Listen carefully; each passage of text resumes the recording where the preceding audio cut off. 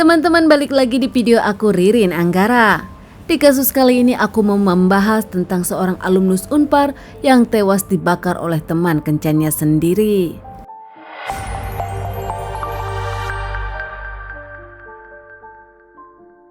Rudianto atau biasa dipanggil Rudi, 23 tahun, lahir cukup kaya di kota Batam. Lulus SMA, Rudi pun akhirnya memutuskan untuk pindah ke Bandung dan kuliah di Universitas Parahyangan. Di Unpar tersebut Rudi menimba ilmu. Saat itu Rudi pun kos dengan teman-temannya di daerah Cidadap, Bandung. Cukup lama Rudianto sendiri tinggal di kosan tersebut. Dari awal dirinya kuliah hingga akhirnya bahkan lulus pun Rudi memang tak pernah pindah. Di mata para tetangganya, Rudi dikenal tertutup, diam, tak banyak bicara. Menurut para tetangga, bahkan mereka hampir tak pernah mengenal Rudi. Masih di mata para tetangga sendiri, meskipun dikenal diam dan tertutup, Rudianto dinilai baik, tak pernah ada masalah. Singkatnya, bertahun-tahun Rudi kuliah di Unpar hingga tamat. Rudi pun tak meninggalkan kosan tersebut. Rudi kini tengah mencari kerja. Namun nampak tak mudah. Setelah dirinya melamar beberapa kali pekerjaan, namun tak ada panggilan, Rudi pun menikmati hari-harinya di kosan. Di tengah banyak waktu senggangnya, Rudi pun banyak main sosial media. Rudi di sosial media akhirnya berkenalan dengan banyak lelaki. Bukan rahasia lagi, di kalangan teman-teman pun pada tahu kalau Rudi sendiri mempunyai orientasi seksual yang berbeda. Rudianto menyukai laki-laki dari dirinya SMP.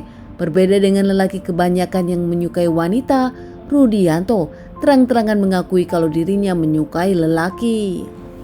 Dengan aktifnya Rudianto berkenalan dengan para lelaki di sosial media, Rudianto pun akhirnya menemukan yang cocok dengan dirinya.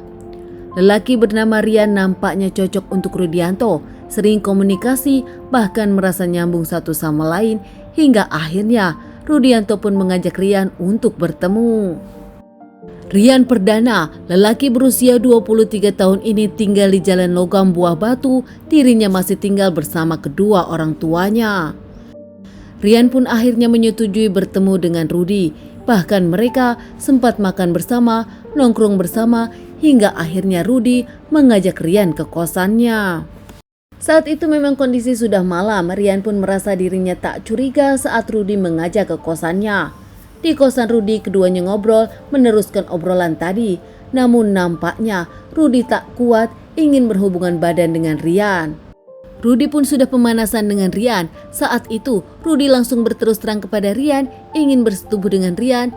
Namun nampaknya Rian yang baru saja bertemu dengan Rudi masih ragu karena pertemuan pertama hingga menolak secara halus. Menurut Rian sendiri, saat itu Rudi tak nerima dirinya ditolak begitu saja oleh Rian. Bahkan Rudi yang pergi ke dapur membawa pisau dan mengancam Rian untuk Rian membuka baju dan melayani dirinya.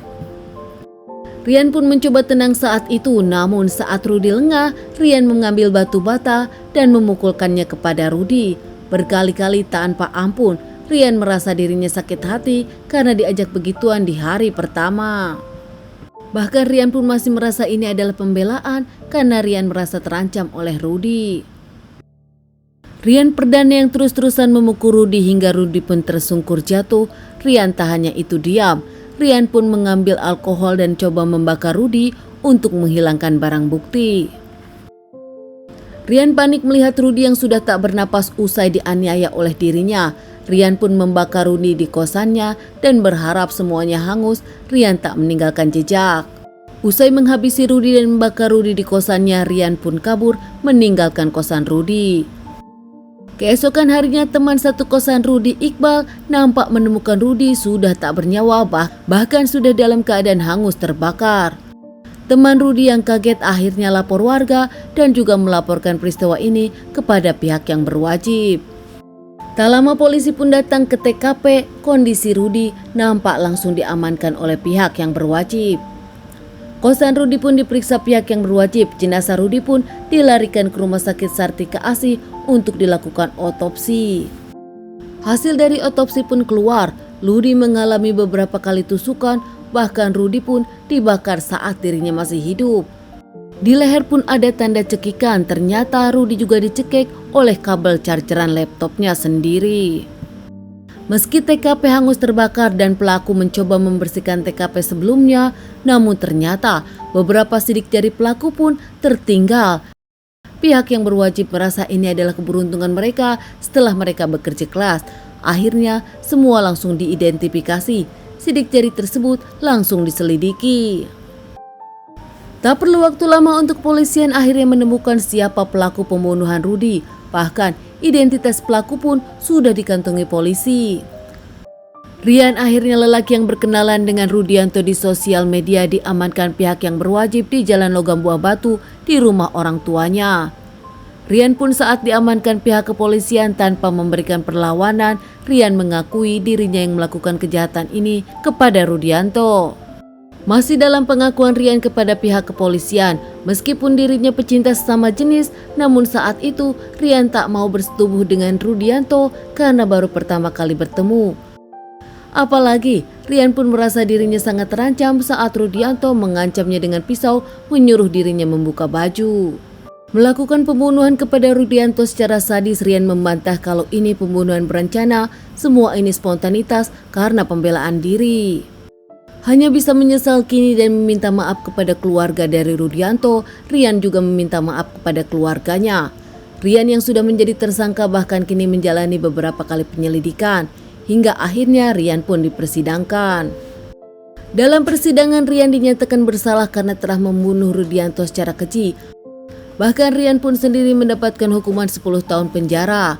Keluarga dari Rudianto tak menerima hukuman itu karena dinilai masih ringan. Namun pihak hakim punya pertimbangan tersendiri. Ini dia akhir dari kasus cerita alumnus Unpar yang tewas dibunuh teman kencannya sendiri. Teman-teman, makasih udah dengerin cerita kasus yang aku bawakan kali ini. Ditunggu cerita kasus-kasus selanjutnya.